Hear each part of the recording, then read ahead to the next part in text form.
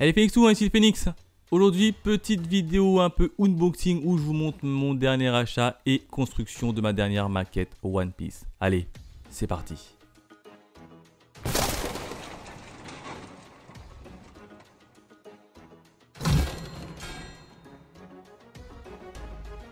Comme d'habitude, un petit retour au niveau du packaging qui est juste magnifique. Cette fois-ci, on va s'attaquer au navire de Ener ou Eneru pour certains. Bref, qui est juste magnifique. Là, on a son navire ici et on a Ener ici comme d'habitude avec sa pose habituelle qui est juste classe. Comme d'habitude, sur les côtés, on a les différentes façons de le monter ici ou même ici. Donc, c'est plutôt sympa. Le packaging. Moi j'adore vraiment la boîte qui est juste magnifique. Quand on voit le navire avec Ener qui pose sa pose spéciale là, bref, c'est juste un sublime. Au niveau de la boîte, qu'est-ce qu'elle contient? Elle contient les éléments pour pouvoir construire tout simplement le navire, accompagné de son petit fascicule qui est juste ici et qui est également magnifique. Regardez-moi ça. Bon, comme d'habitude, vous voyez que c'est écrit en japonais, mais pas de panique, comme j'aime bien le dire. C'est que vous pourrez largement vous en sortir puisqu'il y a pas mal de schémas et c'est assez simple. Si moi je l'ai réussi, tout le monde peut le réussir. Voilà à peu près comment on va se découper le schéma. En gros, vous devrez suivre le même schéma que eux ils font. Et tout ça est numéroté. Donc même si c'est écrit en japonais plutôt, j'ai dit chinois, mais même si c'est écrit en japonais, pas de problème, vous pourrez vous en sortir. En tout cas, le fascicule est juste magnifique. Je vous remonte vite fait le fascicule. Regardez-moi le fascicule qui est magnifique. J'adore vraiment le fascicule. Cette fois-ci, on passe de suite à la présentation de la maquette.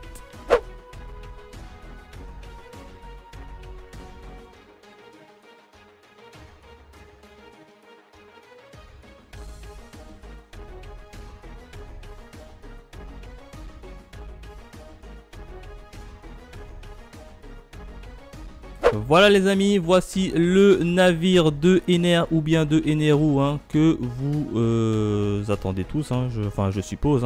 Il est juste magnifique. Alors en temps de finition, j'ai mis 1 heure. Je m'attendais à mettre facilement 6-7 heures vu le nombre d'éléments que la maquette dispose. Mais en fait, pas du tout. Il y a très peu d'autocollants. D'ailleurs, on va zoomer pour avoir un peu plus de ça, un peu plus près de tout ça. Les seuls autocollants qu'on a, c'est les autocollants qui sont ici.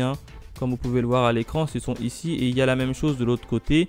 Et puis les autocollants, ici, le tapis rouge qui est juste ici.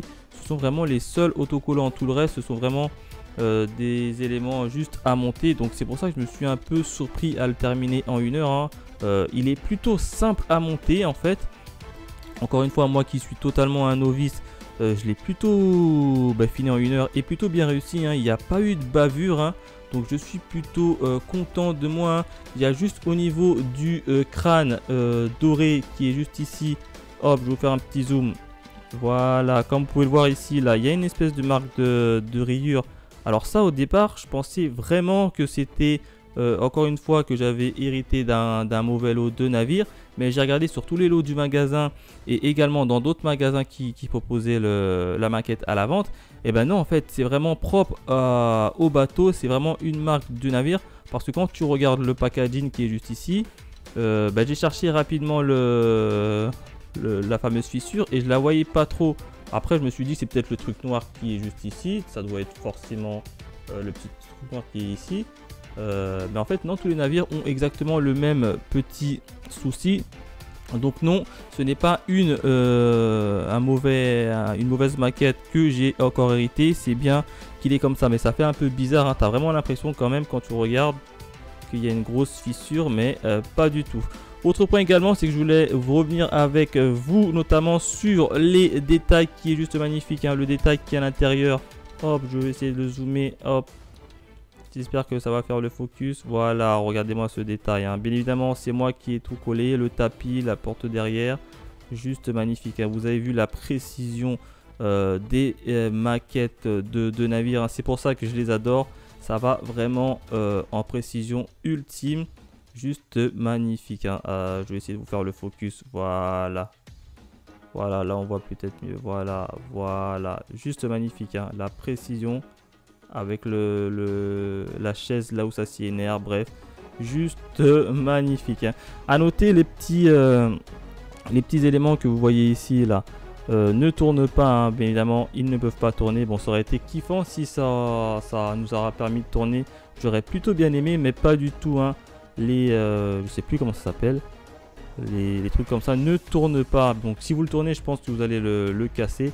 Et c'est un peu dommage. Alors, en termes de mesure, en longueur, c'est-à-dire de l'arrière ici jusqu'à ici, hein, le navire mesure 14 cm, hein. En termes de largeur, c'est-à-dire ici jusqu'à l'autre côté, ici il mesure 13 cm et demi, et en termes de hauteur avec son socle, hein, avec le socle blanc, il mesure également 13 cm.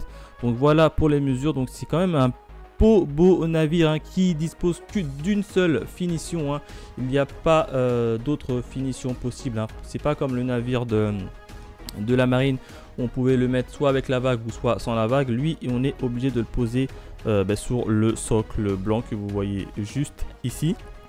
Donc voilà, à noter qu'il est disposé avec des nuages qui sont juste ici, hein, je vais les rajouter.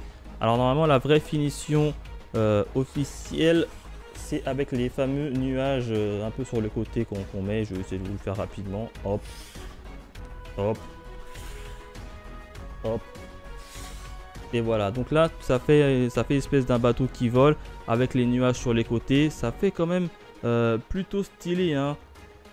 Hop, ça fait vraiment stylé.